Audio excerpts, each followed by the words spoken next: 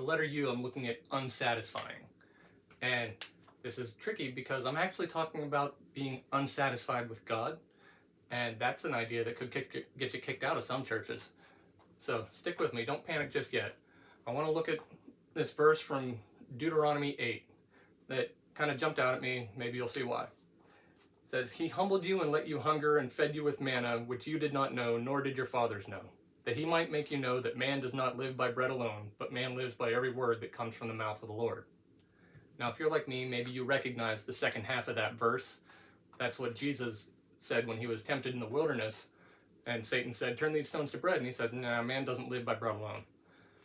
And so it jumped out because I just recognized that, but then looking at it, this is kind of an interesting thing. This is, of course, from the story of the Israelites in the wilderness, and it starts out saying, he humbled you and let you feel hunger. That God's plan all along was to drag them out in the middle of nowhere without the supplies that they needed, so they would feel that, so they would recognize their own inadequacy, that they could not, take care of things on their own. And they cried out to God about it, mostly complaining, like we do. And he fed them with manna, and it specifically says, "which you have not known, nor did your fathers." That's a way of saying this was a brand new special thing that had never happened before or since. And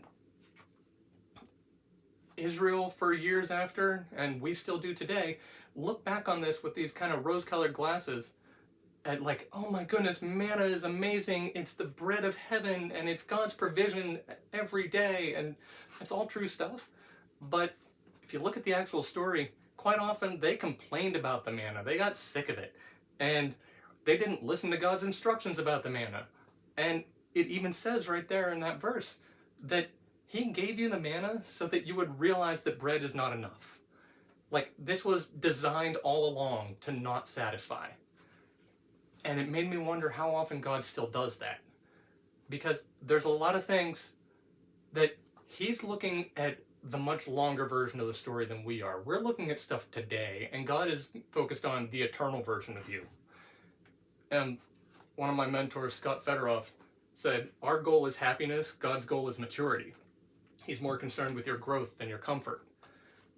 That we're looking at, this thing, oh, I want bread, oh, I want, you have other things that still happen.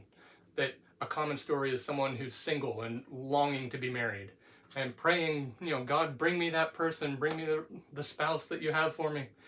And, sure enough, in time, God does. And, they find this person and things seem wonderful and they get married and realize it didn't complete me like I thought it was going to. I'm still have this, I don't know a good word for it. We often call it like an itch, a void, just like it's unsatisfied. And so then it typically turns into, oh, well, we should have kids. That'll complete the picture. And then kids are hard. And you want to it's not enough. There's never fills you like you thought it was going to. An easy way to think of it that I've heard is it's like the finish line keeps moving. That when you get to this thing that you've thought for so long, it's like, oh, this is what I need.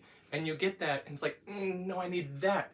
And it's like, oh, well, when I can finally get this, when I can have this kind of a house, when I can live in this place, when I can have this spouse, when my kids can accomplish this, when I drive this car, whatever your thing is, we have this constant, yearning for something more. And that's exactly what he was saying, that, all of this stuff is something God does on purpose so that nothing that we get is ever enough. So that we realize you don't live by bread alone, but by every word that comes from the Lord. What you need is his word speaking into you, into your life, into your situation where you are right now today. And that can only happen with the relationship, and that's what he's concerned about. He wants you to, to never be satisfied with the things, because if you feel completely satisfied with stuff, it says, again, throughout Scripture, many times in Deuteronomy, actually, that it's like, oh, when you've, eaten your fill and things are going well and you're fully satisfied, you forget God. And that's kind of the issue. It's like, he deliberately wants you to be unsatisfied so that you recognize He is what you need. Like, he's more interested in the eternal version of you, not just the today. And so he's focused on your growth, and he wants to draw you and bring you into what he has in store that you probably can't even see. And so, yeah, sometimes you're unsatisfied. Most of the time, there's always something unsatisfying. And that's his plan. He does it that way on purpose because he knows what he's doing.